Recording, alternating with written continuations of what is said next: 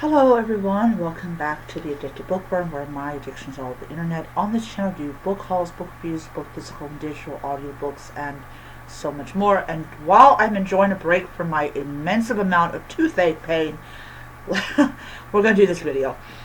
So today's the last day of May, and so June's going to be here before we know it, and with it will come summertime, which is really nice. I love it. So as a reader, as someone who intends to be purchasing plenty of books this coming week coming up, I will though complain about my bank big time, because somehow every 3 days I can't not log into my account. Then I have to turn around and call them up and go, yeah, excuse me, there's something going on with my account. And I'm like, oh, it happened like this morning. I went to get a ride and I went to check my account, could not do it. My brother ended up, well, take it back. I called up the bank and they unblocked it, or they were like, I don't know what's going on with your thing. And yeah. So it's like, okay, what's going on? So I literally cannot look at my account on my phone, because every time I do it, I have this fear it's going to get locked out. So yes, I don't do that. I do not use the app anymore because it's not user friendly anymore. So anyways, so I went and I was thinking about summertime, and I'm gonna be inside this place. It's gonna be hot, no matter how many fans go on, it's still going to be dang freaking hot. And so I'm thinking, I'm going to go and I'm going to be reading like this book, books and stuff like that. And everything. So I've been looking up summer reading lists. I was on TikTok and all that jazz. And I'm like, all right, I need to get a summer reading list. So the books that I showed yesterday that were mega late and coming in because I fell asleep and all that stuff, I am including those in my summer reading list. And also I'm going to the library to check out 2 books, because I firmly believe we need to be supporting our libraries, especially with what the federal government is doing. So that's what I have been doing, is I've been wanting to support my local library and all that jazz. So, so that's what I'm going to do next month, is from June all the way up until the end of September, I will be going to the library to get some summer reading books, and all that. But here's the thing that I discovered that was like, what? Why? Like, why is this even a thing? I don't quite understand it. And this is the use of AI to make a freaking summer reading list of like 15 books. 5 of them are real, 10 of them are not. And it's like, it just kind of reiterates what people have been saying for a long time, that the use of AI to copy and steal people's work and also do journalism apparently is a problem. And people that support AI, they're like, oh no, it's not a problem. Yes, it is a problem. Because when I put my summer reading list together, I am like, okay, when I go and I order more books, okay, half of, like, maybe 1% to 1 to 2% of that entire pile is going to be my summer reading list. These are books I'm going to read during the summer. If you're talking about in July, August, and September, when it's like from June to September, from the beginning of June to the end of September, is when I buckle down and I start reading my summer books. Just like in October, I'm going to buckle down and look at, like, okay, wintertime. Which includes, a couple books that I purchased on Kindle and I'm going to get around to read. This is so lazy, and everyone I think anyone in the book spaces, they know what I'm talking about. They know about this list. And of course he apologized, but it really sets a bad example when you have, children see adults using AI. Oh, it's fine, it's great, it's wonderful. And it's not. It's not great, it's not wonderful. It's just bad. It's just so bad. And people, they fall in this trap of, like, all this beautiful, wonderful technology. And, I use Grammarly only to clean up my work, to make it readable.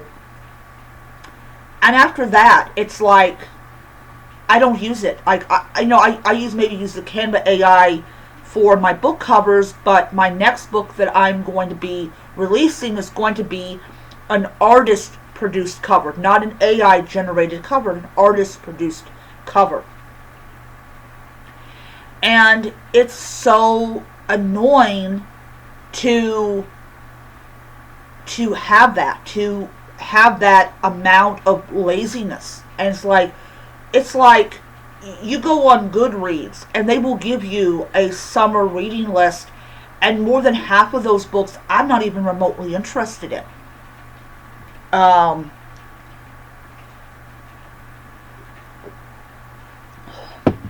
They don't get my attention. I'd be like,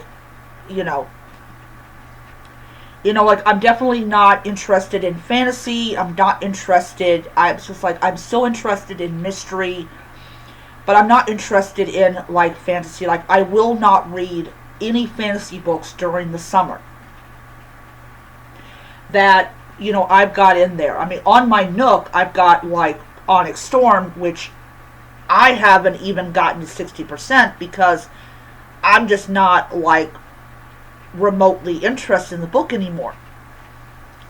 So it's really super annoying to have that level of, like, laziness. And AI, despite the fact that I use it only to correct my work and and do my cover art,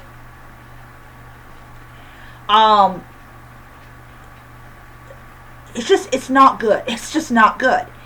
And, it's like I will pour over, like, months and months writing a book, and then I'll clean it up and it looks so much better and so much nicer. And then people, they buy the book and they're like, yeah, I just hope and pray, that nobody ever comes to me and says, did you even write a single word of this book? Yeah, I did, and I pulled my hair out of my head every time I did it. Because it is very time consuming to write a book.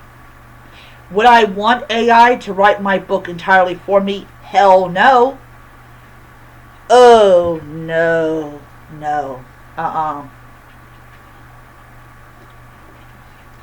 I mean, if you as an author want to tank your reputation, hey, go on ahead and do it. I'm not going to be your moral compass. But that's just the thing about it. It's so annoying to, like, no end in sight about how annoying it is. And, I got a kick out of this one woman who did a video, and And her response was so, I was laughing my ass off. She goes, she's left to buy cigarettes and she has not come back. I was like, oh, girl, I get it. I get what you're saying, girl. I get it. But it's just so bad when you have AI being used in journalism. I mean, it's like, and then of course we have the author that the people were like, dang, this looks AI. But if anyone asks me, do I ever use AI? I say yes, I do, only for proofreading and editing.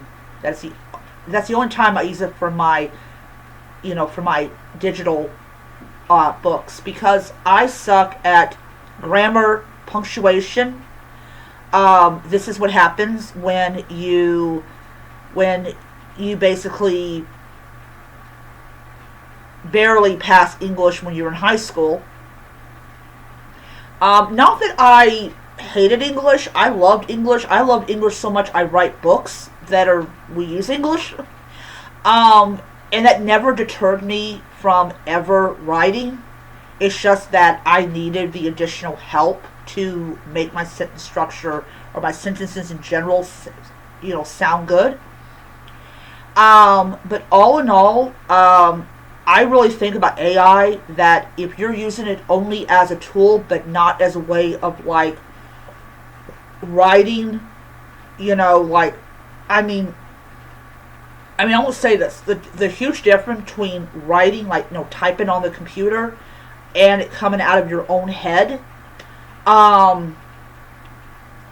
is so much better than just having AI write your entire book. Because one of the things that I was told by somebody who had actually read one of my books was, oh yeah, your characters are quirky.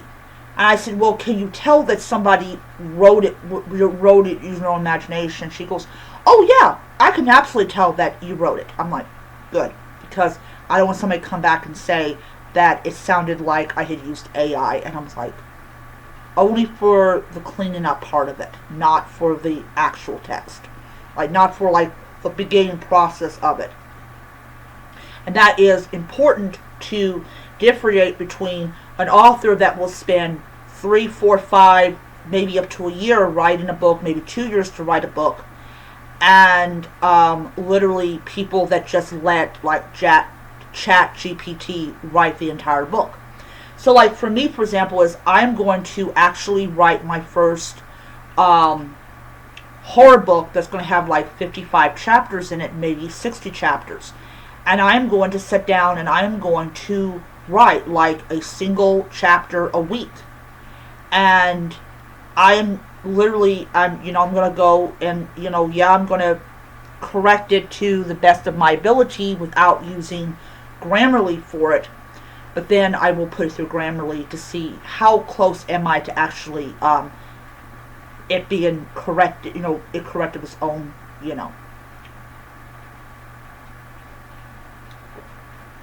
And that book is going to take close to 2 years to write, because I want to take my time with it.